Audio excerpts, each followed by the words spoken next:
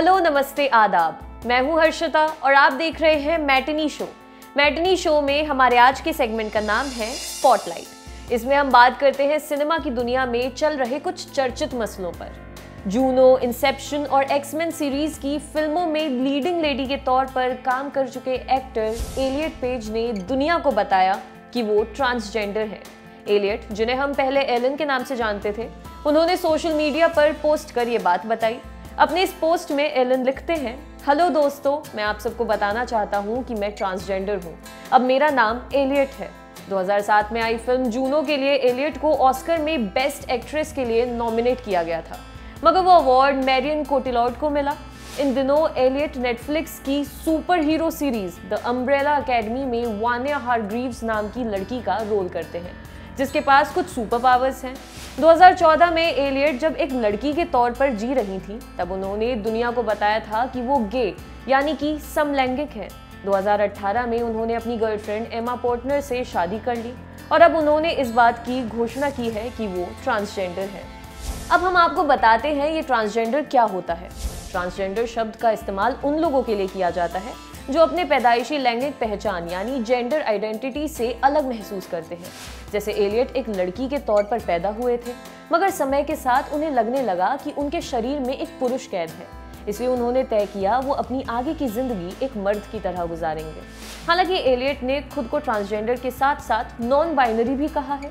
Transgender एक umbrella term है, यानी ये एक शब्द जेंडर से जुड़ी कई अलग अलग चीजों को अपने भीतर समेटे हुआ है।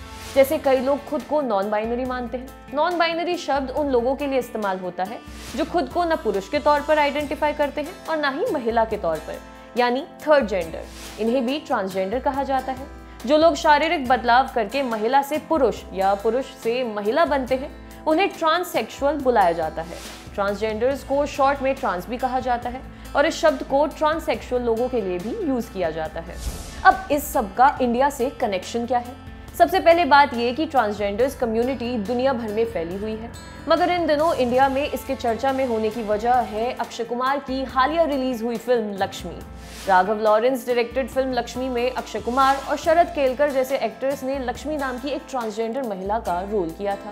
फिल्म चाहे जैसी भी हो, मगर लक्ष्मी उन चुनिंदा भारतीय फिल्मों में से है जिनमें ट्रांसजेंडर्स को एक नॉर्मल आम आदमी की तरह दिखाया गया है। फिल्म में दो सस्ते लाफ्स बटोरने के लिए इस्तेमाल नहीं किया गया, मगर ट्रांसजेंडर कम्युनिटी के लोगों की शिकायत ये रहती है कि ट्रांसजेंडर किरदार किसी ट्रांसजेंडर को ही निभाने के लिए दिए जाएं। इससे उन्हें रिप्रेजेंटेशन मिलेगा और उस किरदार को अथॉरिटी। खैर, अक्षय से पहले भी कई इंडियन फिल्मों में हमें मजबूत ट्रांसजेंडर कैरेक्टर्स देखने को मिले, जो कुछ शानदार एक्टर्स ने निभाए थे। आज बात सिनेमा और ट्रांसजेंडर्स की ही हो रही है। ऐसे में हम उन गिने चुने रियल लाइफ ट्रांसजेंडर लोगों की बात करेंगे जो भारतीय सिनेमा की अलग अलग फील्ड में काम कर रहे हैं।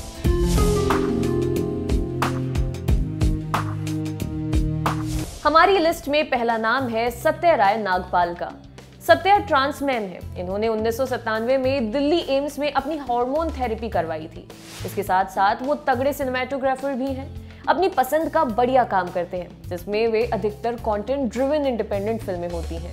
2011 में आई गुरविंदर सिंह डायरेक्टेड पंजाबी फिल्म अंधे घोड़े का दान के लिए सत्या को बेस्ट सिनेमेटोग्राफर का नेशनल अवार्ड भी मिल चुका है। इसके अलावा वो मनोज बाजपेयी और राजकुमार राव स्टारर फिल्म अलीगढ़, नवाजुद्दीन सिद्दीकी की घूमकेतु और प्रचलित पंजाबी फिल्म चौथी कूट में भी बतौर सिनेमेटोग्राफर काम कर चुके हैं।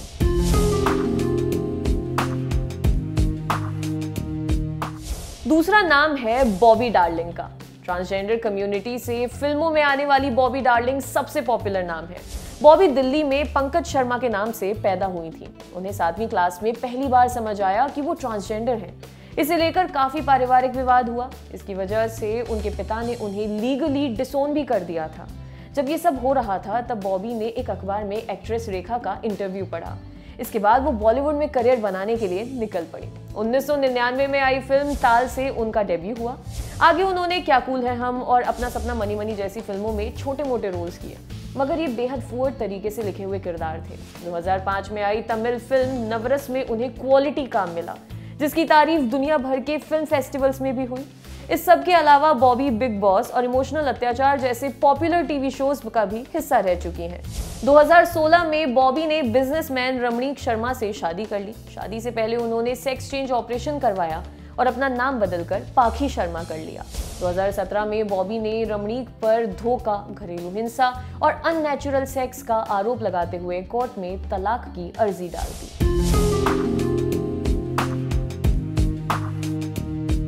हमारी लिस्ट में अगला नाम है अंजलि अमीर का। अंजलि का जन्म केरल के एक मुस्लिम परिवार में हुआ था। उनका नाम था जमशीर। उन्हें ये बात बचपन में ही समझ आ गई थी कि वो एक लड़के के शरीर में कैद महिला है। धीरे धीरे ये चीज उनकी अपीयरेंस में भी दिखने लगी। उनके परिवार वालों ने उन्हें कन्विंस करने की पूरी कोशिश की कि वो एक महिला है। इसी दौरान अंजलि ने चेन्नई में एक LGBTQ कम्युनिटी को ज्वाइन कर लिया। इससे जुड़ने के लिए वो चेन्नई आ गई थी। उन्हें अपनी ज़रूरतों को पूरा करने के लिए सड़क पर भीख तक मांगनी पड़ी और इसके साथ साथ ब्यूटी पार्लर में भी काम किया और बार में भी डांस करने लगी। मगर जैसे तैसे आने वाले पैसों से अंजलि ने अपनी सेक्स रीअसाइनमेंट सर्जरी शुरू कर दी। धीरे धीरे उन्हें मॉडलिंग के ऑफर्स भी मिलने लगे। ऐसे ही एक मॉडलिंग इवेंट के दौरान उनकी मुलाकात केरल के regional news channel Manorama news के करेस्पॉन्डेंट VS रंजीत से हुई। रंजीत ने अंजलि पर एक डिटेल स्टोरी की जिसे लोकल न्यूज़ चैनल पर दिखाया गया। इस इंटरव्यू में अंजलि ने कहा था कि उनका सपना है कि वो अपने जीवन में कम से कम एक बार किसी फिल्म में काम करें। ये रिपोर्ट मलयाली फिल्मों के सुपरस्टार ममूटी ने देखी। उन्होंने अपनी अगली फिल्म के डायरेक्टर राम को फोन मिलाया और अंजलि को अपनी फिल्म पेराम्बू में कास्ट करने के लिए कहा। इस फिल्म में अंजलि को ममूटी के ऑपोजिट लीड रोल में कास्ट कर लिया गया। वो बिग बॉस के मलयाली वर्जन के पहले सीजन में भी नजर आ चुकी हैं। आने वाले दिनों में अंजलि अपनी बायोपिक में भी नजर आने वाली है जिसमें उनके संघर्ष की कहानी दिखाई जाएगी।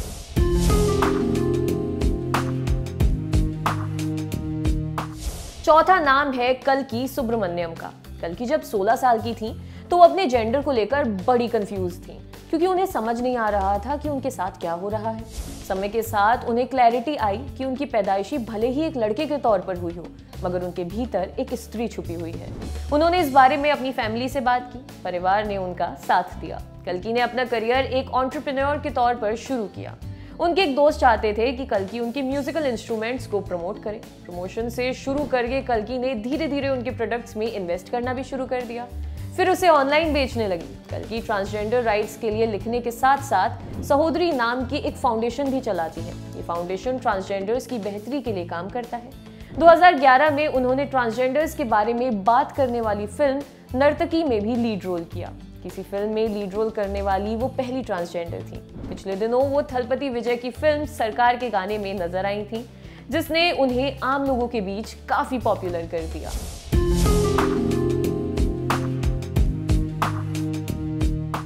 हमारी लिस्ट में पांचवा नाम है गौरी सावंत का। गौरी सावंत फिल्मों में तो नहीं आती मगर आपने उन्हें विक्स के एक चर्चित एड में जरूर देखा होगा। गौरी का जन्म पुणे में गणेश नाम के लड़के के तौर पर हुआ था। उनके पिता पुलिस में थे। कम उम्र में ही गौरी की मां की डेथ हो गई और लड़कियों की तरह बर्ताव करते अपने बेटे से पिता हमेशा शर्मिंदा रहे। 17 साल की उम्र में गौरी ने अपना घर छोड़ दिया। वो जेब में 60 रुपए लेकर मुंबई पहुंची। यहाँ अपनी एक दोस्त की मदद से उन्हें हमसफर ट्रस्ट से जुड़ने का मौका मिला। हमसफर इंडिया के सबसे पुराने LGBTQ संस्थानों में से एक है। गौरी खुद को थर्ड जेंडर के तौर पर आइडेंटिफाई करती हैं। वो मुंबई में सेक्स वर्कर्स के बीच HIV/AIDS के बारे में जागरूकता फैलाती थी। 2001 में यही उनकी मुलाकात गायत्री नाम की 5 साल की बच्ची से हुई जिसकी मां एड्स की वजह से गुजर गई थी। मां के गुजरने के बाद गायत्री को भी जिस्म फरोशी के धंधे में ढकेलने की कवायद चल रही थी। गौरी ने उस बच्ची को बचाया और उसे अपने साथ रखने और पालने लगी। गायत्री उन्हें आई बुलाती हैं। इन दोनों की रिलेशनशिप को देखने के बाद विक्स ने अपनी एड फिल्म के लिए इन्हें कांटेक्ट किया। पहले तो गौरी ने इसके लिए मना कर दिया मगर 6 महीने बाद फिर से उनको ये ऑफर मिला जिसे उन्होंने रिकंसिडर करते हुए हाँ कर दिया।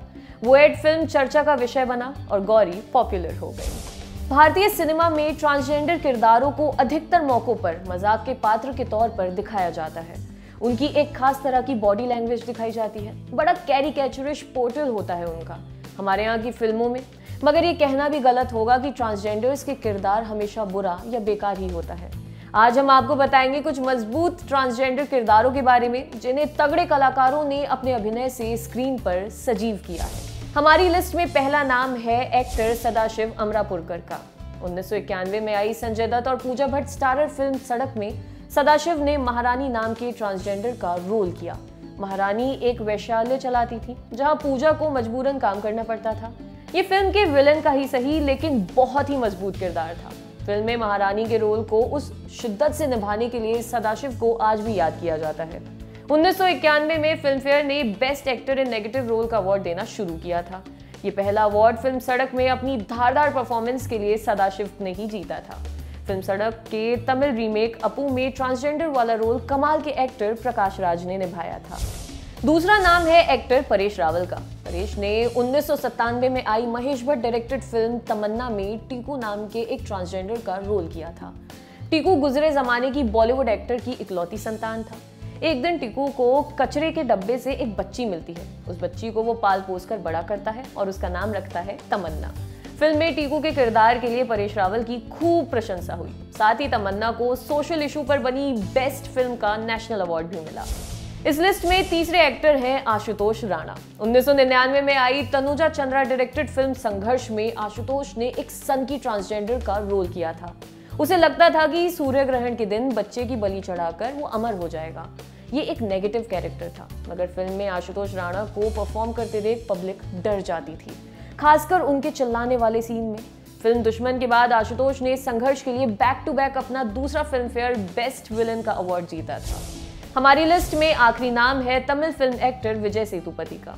2019 में Thiagarajan Kumararaja directed anthology film Super Deluxe release हुई थी। 4 अलग अलग हार्ड हिटिंग कहानियों की वजह से ये फिल्म खूब चर्चा में रही थी। इस फिल्म में विजय ने एक शिल्पा नाम की ट्रांसजेंडर का रोल किया था।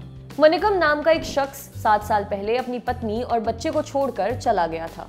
अब वो वापस आ रहा है। मनिकम की पत्नी ज्योति और उसका बेटा राजकुट्टी उसका बेसब्री से इंतजार कर रहे हैं, मगर मनिकम को साड़ी में एक महिला के तौर पर आता देख दोनों सकते में आ जाते हैं। इस फिल्म में विजय के साथ साथ राजकुट्टी का रोल करने वाले बच्चे का काम भी आला दर्जे का है। अगर आपने ये फिल्म नहीं देखी है तो फुर्ती में देख डालिए, नेटफ्लिक्स पर अवेलेबल है। हमारी आज की बातचीत यहीं तक। मैटिनी शो के अगले एपिसोड में फिर मुलाकात होगी। तब तक के लिए बने रहिए हमारे साथ और देखते रहिए दी लल्लन टॉक। शुक्रिया।